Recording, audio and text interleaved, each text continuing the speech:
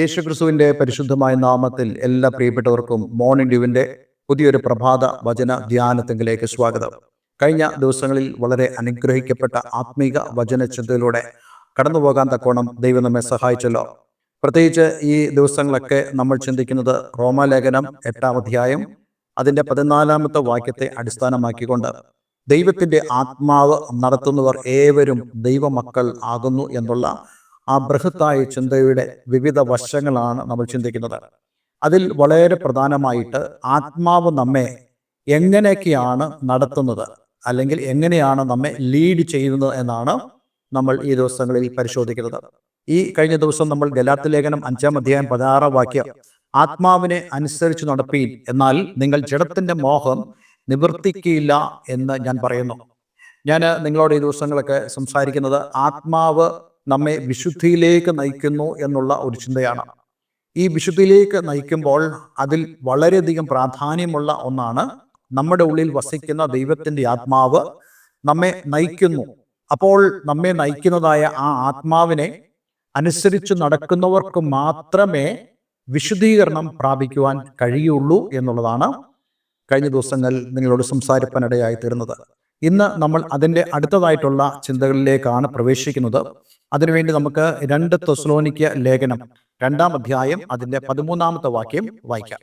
ഞങ്ങളോ കർത്താവിന് പ്രിയരായ സഹോദരന്മാരെ, ദൈവം നിങ്ങളെ ആദ്യം മുതൽ ആത്മാവിന്റെ വിശുദ്ധീകരണത്തിലും സത്യത്തിന്റെ വിശ്വാസത്തിലും രക്ഷയ്ക്കായി തിരഞ്ഞെടുത്തതുകൊണ്ട് നിങ്ങൾ നിമിത്തം ദൈവത്തെ എപ്പോഴും സ്തുതിപ്പാൻ കടംപ്പെട്ടിരിക്കുന്നു.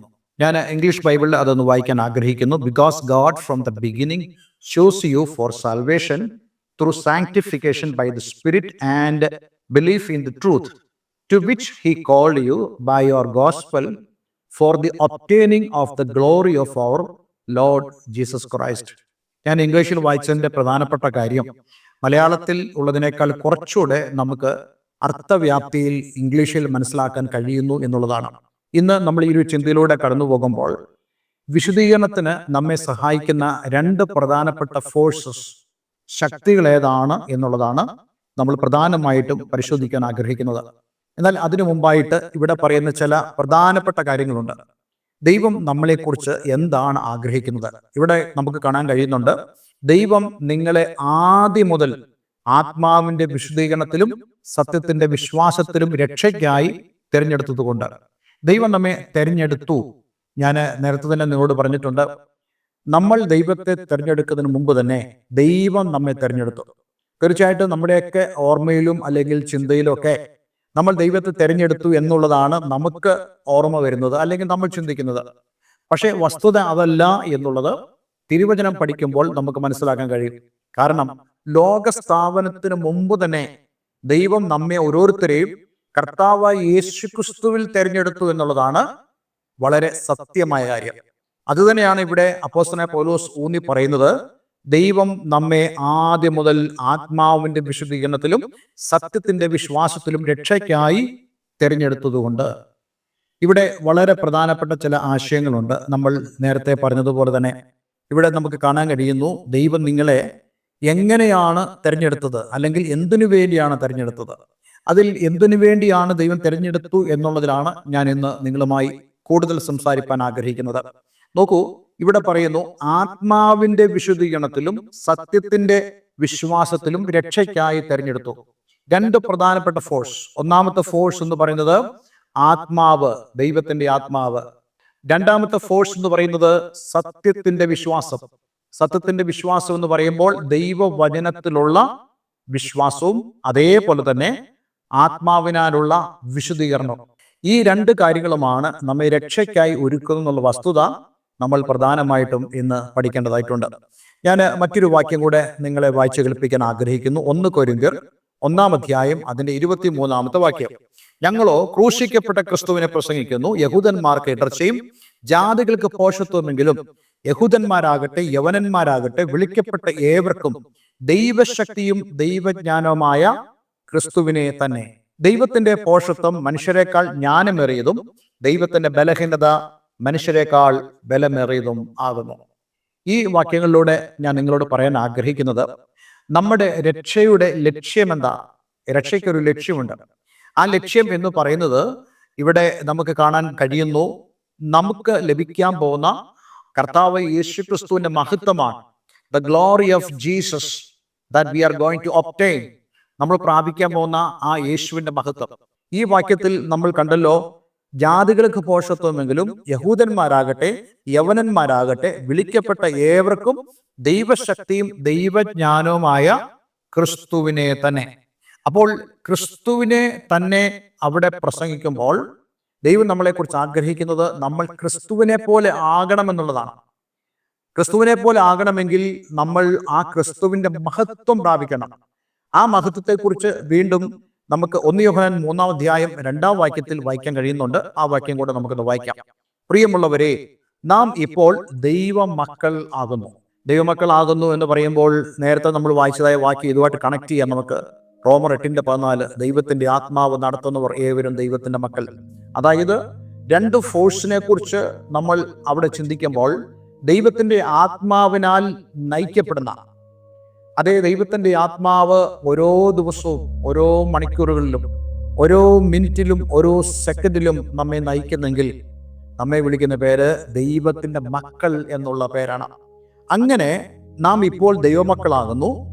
നാം ഇന്നതാകൂ എന്ന് ഇതുവരെ പ്രത്യക്ഷമായില്ല. നോക്കൂ, യോഹന്നാനാണ് ഇത് പറയുന്നത്. നമ്മൾ ഇന്നതാകുമെന്ന് ഇതുവരെ പ്രത്യക്ഷമായിട്ടില്ല. അങ്ങനെയാണെങ്കിൽ ഇപ്പോൾ എന്താണ്?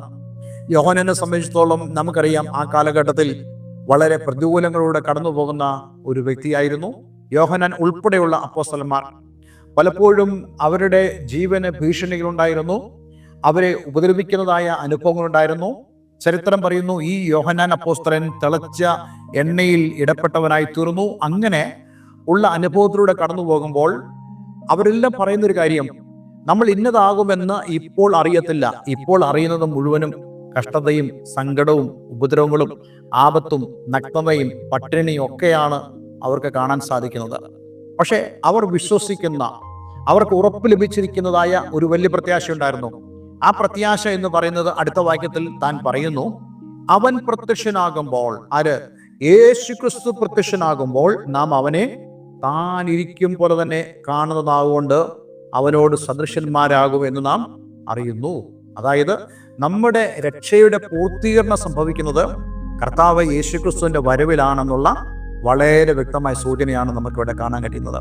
ഇനി നോക്കൂ, അങ്ങനെയാണെങ്കിൽ അതിനുവേണ്ടി നമ്മെ ഒരുക്കുന്നത് ദൈവത്തിന്റെ ആത്മാവും അതേപോലെ തന്നെ നമുക്ക് സത്യത്തിലുള്ള വിശ്വാസവും. ഇവിടെ സത്യത്തിലുള്ള വിശ്വാസം എന്ന് ഉദ്ദേശിക്കുന്നത് ദൈവവചനത്തിലുള്ള വിശ്വാസം. ഈ 2 ഫോഴ്സ് നമുക്ക് എപ്പോഴും ആവശ്യമാണ്.